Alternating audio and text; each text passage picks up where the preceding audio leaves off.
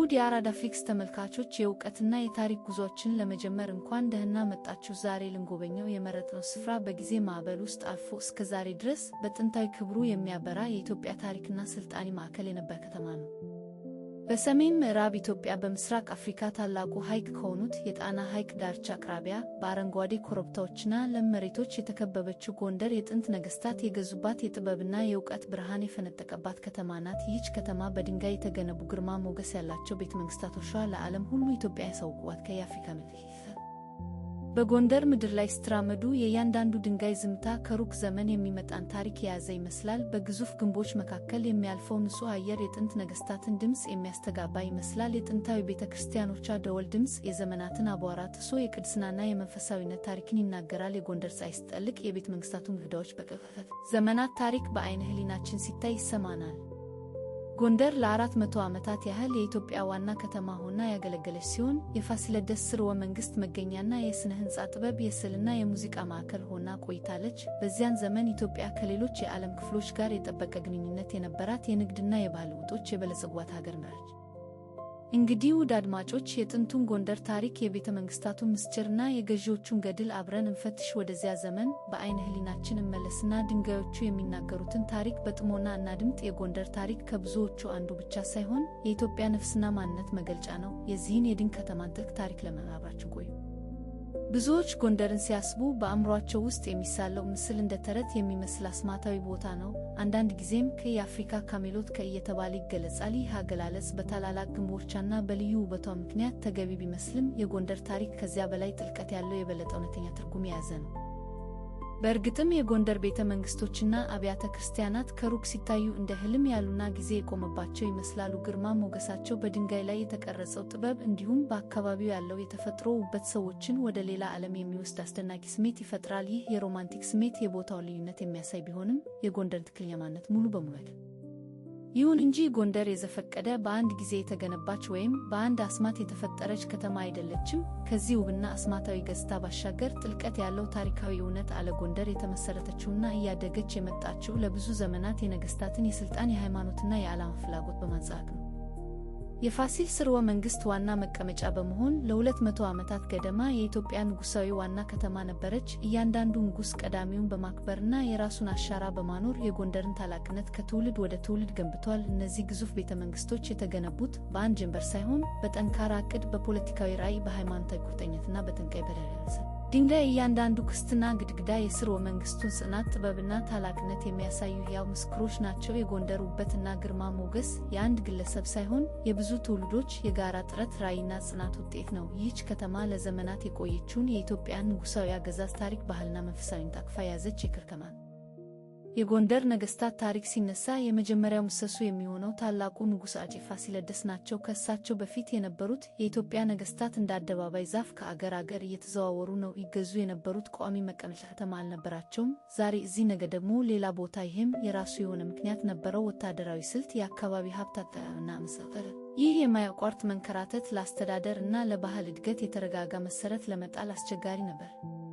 አፄ ፋሲለደስ ግን ይህንን የዘመናት ባህል ለመቀየር ወሰኑ። በ1636 ዓ.ም አካባቢ የዛሬዋ ጎንደርን የቋሚ መንግሥት መቀመጫ እንድትሆን መረጣት። ለምን ጎንደር የሚለው ጥያቄ ተገቢ ነው። ጎንደር ስልታዊ በሆነ ቦታ ላይ ትገኝ ነበር። ለም መሬት፣ በቂ ውሃ እና ከጠላቶች ለመከላከል የሚያስችል ተፈጥሯዊ አቀማመጥ ነበራት። የአፄ ፋሲለደስ ራዕይ ቀላል አልነበረም። እርሳቸው ቋሚ ከተማ በመመስረት ኢትዮጵያ የረጅም ጊዜ የፖለቲካ መረጋጋት እንድታገኝ፣ አስተዳደራዊ ሥርዓት እንድትዘረጋ እንዲሁም ለባህልና ለሥነ ጥበብ እድገት ምቹ ሁኔታ እንድትፈጥር ፈልገው ነበር። ይህ ውሳኔ ከቀላል አስተዳደራዊ ለውጥ የዘለለ ነበር። የኢትዮጵያን ታሪክ አዲስ ምዕራፍ ከፈተ። የጎንደር ዘመን ተብሎ የሚታወቀው የብዝና የመንፈሳዊ እድገት ወርቃማ ዘመን የጀመረው በእሳቸው አማካኝነት ነበር። እስኪ ያስቡት፣ ከዘመናት መንከራተት በኋላ አንድ ንጉሥ የድንጋይ ግንብ የሚያስገነባበትን ቦታ መርጦ ለትውልድ የሚቆይ ታላቅ ሥራ ሲጀምር። ይህ ድንቅ ውሳኔ ነው የጎንደርን ቤተ መንግሥቶች መሠረት የጣለው። የእሳቸው ቤተ መንግሥትም እስከ ዛሬ ድረስ የከተማዋ መለያና ታሪካዊ ክብር ምልክት ሆኖ ቆሟል።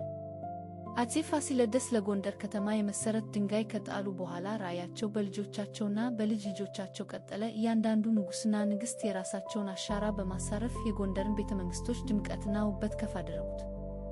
የአፄ ፋሲለደስን ዙፋን የተኩት ልጃቸው አፄ ዮሐንስ ቀዳማዊ የአባታቸውን ራዕይ በመውረስ በቤተ መንግሥቱ ግቢ ውስጥ ቤተ መጻሕፍትና የፍትሕ አደራጅ መሥሪያ ቤት አስገንብተዋል። ይህም የከተማዋን የእውቀትና የፍትሕ ማዕከልነት አጠናክሯል። ከአፄ ዮሐንስ ቀዳማዊ በኋላ ደግሞ ልጃቸው አፄ ኢያሱ ቀዳማዊ ታላቁ ኢያሱ በመባል የሚታወቁት የጎንደርን የሥነ ሕንጻ ታሪክ ወደ ሌላ ደረጃ ያሳደጉት። የእሳቸው ዘመን በፖለቲካዊ መረጋጋትና በባህላዊ ብልጽግና የታየበት ሲሆን በርካታ አብያተ ክርስቲያናትና ድልድዮችም ተሰርተው የከተማዋን ውበት አድምቀዋል። በኋላም አፄ በካፋ ወደ ሥልጣን ሲመጡ ለሥነ ጥበብና ለሥነ ሕንጻ የነበራቸውን ልዩ ፍቅር በሚያሳይ መልኩ የራሳቸውን አስደናቂ ቤተ መንግሥት አስገንብተዋል። የቤተ መንግሥታቸውም ውስጣዊ ክፍል በውብ ስዕሎችና ቅርጻቅርጾች ያጌጠ ነበር። ከሁሉም በላይ ደግሞ የጎንደር የሥነ ሕንጻና የጥበብ ታላቅነት ከፍ ያለ ደረጃ የደረሰው በእቴጌ ምንትዋብ ዘመን ነበር። እቴጌ ምንትዋብ ጥበበኛና ራዕይ ያላት መሪ እንደመሆናቸው ከከተማዋ ወጣ ብሎ የቁስቋምን ቤተ መንግሥት አስገንብተዋል። በዘመናቸው በርካታ አድባራትና ገዳማት በመታነጻቸውም የጎንደርን የሥነ ሕንጻ ሲበረከቱ እነዚህ ንጉሣውያንና ንግሥቶች እያንዳንዳቸው የራሳቸውን ውርስ ለጎንደር አስረክበዋል። በዚህም የፋሲል ግቢ ከብዙ ዘመናት ታሪክና ከበርካታ ነገሥታት ጥረት የተገነባ እጅግ አስደናቂ የሥነ ሕንጻ ጥበብ መገለጫ ሆኖ ቆሟል። የጎንደር ነገሥታት ያስገነቡትን ታሪክ የያዘውን ጉዞአችንን ለመቀጠል ቻናላችንን ሰብስክራይብ በማድረግ ቤተሰብ ይሁኑ። የጎንደር ውበትና ታሪክ በግንቦቿ ብቻ የተወሰነ አይደለም። የፋሲለደስ ዘመን የባህል የጥበብና የሃይማኖት ብሩህ ማዕከል ነበር። ከተማዋ በበርካታ ውብ አብያተ ክርስቲያናት ተሞልታ የነበረ ሲሆን ከእነዚህም ውስጥ የደብረ ብርሃን ሥላሴ ቤተ ክርስቲያን በልዩ ውበቱ እና በሚያማምሩ የጣት ስዕሎች ተወዳዳሪ ነው። ይህችን ቤተ ክርስቲያን ስትጎበኙ በታሪካዊው የእንጨት በር አልፋችሁ ወደ ውስጥ ስትገቡ ትንፋሻችሁ የሚቋረጥበት የጥበብ ዓለም ታገኛላችሁ። ጣሪያው በሙሉ በአገራችን ልዩ በሆነ የጥበብ ስልት በተሳሉ መላእክት ፊት ተሞልቷል። እያንዳንዱ መልአክ የዋህ ፈገግታን እና እግዚአብሔርን የማመስገን ስሜትን የሚያንጸባርቅ ይመስላል። እነዚህ ስዕሎች የጥንት ኢትዮጵያውያን ሰዓሊያን መፍሰል ችሎታ ምሳሌዎች ናቸው። ጎንደር ግን የቤተ ክርስቲያን ስዕሎች ብቻ አልነበራትም። ከተማዋ የእውቀትና የትምህርት ማዕከልም ነበረች። በበርካታ ገዳማትና ትምህርት ቤቶች ብራና ጸሐፊዎች መጻሕፍትን በጽሞና ይገለብጡ ነበር። የሃይማኖት ሊቃውንትም በየዕለቱ ይሰበሰቡና ቅዱሳት መጻሕፍትን በመተርጎም የሃይማኖታዊ አስተሳሰቦችን በማስፋፋትና ትውልድን በማስተማር ይተጉ ነበር። የጎንደር ገበያዎች በንክስር የተለያዩ የእጅ ሥራዎችና የኪነ ጥበብ ውጤቶች ይቀርቡባቸው ነበር። ይህ ሁሉ የከተማዋን ሕይወት የበለጸገና ልዩ አድርጎታል። ጎንደር በዘመኗ የኢትዮጵያ ልብ ነበረች። ታሪክ፣ ሃይማኖት፣ ጥበብና ዕውቀት በአንድ ላይ ተዋህደው እውነተኛ ኢትዮጵያዊ ማንነትን የፈጠሩባት ከተማ። ጎንደር በቀላሉ የድንጋይ ግንቦች ከተማ ብቻ አይደለችም። የዘመን ታሪክ፣ የኪነ ጥበብ ጥግ፣ የነገሥታት ሕይወትና የሕዝብ መንፈስ ማሳያ ናት። እዚህ የነገሰው የፋሲል ሥርወ መንግሥት ዘመኑን ያለፈ ጥበብና ባህልን ለትውልድ አበርክቷል። ዛሬም ድረስ ታላላቅ ግንቦቿ፣ የቤተ ክርስቲያኖቿ ልዩ ስዕሎች እና የጥበብ ሥራዎቿ የኢትዮጵያን ማንነት በኩራት ያሳያሉ። የጎንደር ሰልፍ ማንነታችንንም የሚቀርጽ ሕያው ቅርስ ነው።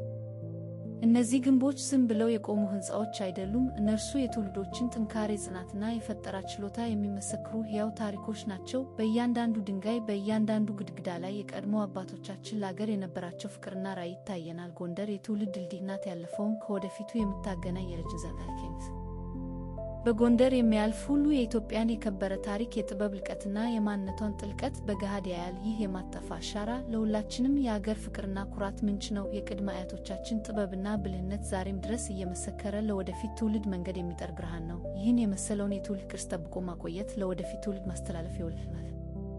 ስለዚህ ታላቅ ከተማ ታሪክና ውበት አብራችሁን ስለቆያችሁ ከልብ እናመሰግናለን። የኢትዮጵያን ታሪክ፣ ባህልና መንፈስ በየሳምንቱ አብረን እንቃኝ ዘንድ ቻናላችንን ሰብስክራይብ በማድረግና የደወል ምልክቱን በመጫን ቤተሰባችን እንድትሆኑ ጋብዘናችኋል። መልካም ምሽት፣ ሰላም እደሩ። ኪነ ጥበብ ከነደመብ አርድ አርደትርን ሥርወ መንግሥት ሴረ መንግሥት ዳይናስቲ ውርስ ዋይረስ ሄረዴግ ወጌክ አሻራ አዘራ ማርግ ኢምፕሬንድ ዋስቴንግ ትሬስ